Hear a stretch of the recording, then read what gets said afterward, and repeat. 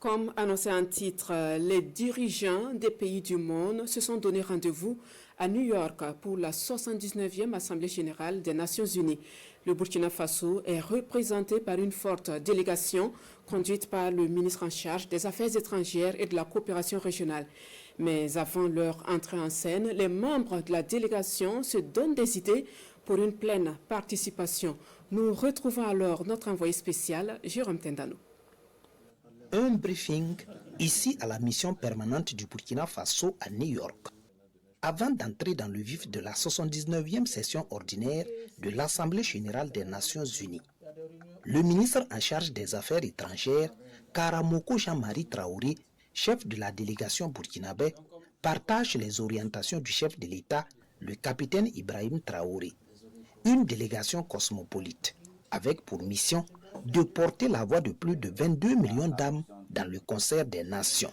Le président Traoré a insisté qu'il y ait ce travail préparatoire pour nous permettre d'harmoniser nos vues, nos actions, nos actes autour de ce principe, le principe d'équipe, le principe d'unité, le principe de la casquette Faso. Il faut également œuvrer pour le changement de paradigme et la déconstruction des stéréotypes auprès de certains partenaires. Les progrès réalisés ainsi que les nombreuses opportunités et potentialités dans divers domaines constituent des éléments tangibles pour promouvoir la destination Burkina Faso.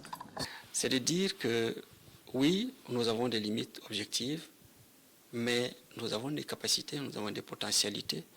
Donc nous sommes là pour porter le discours de son Excellence, Monsieur le Président du Faso, qui réaffirme notre volonté d'aller vers une souveraineté réelle, notre volonté de construire un Burkina Faso nouveau autour d'ambitions maîtrisées, portées par des politiques publiques en phase avec les aspirations des populations.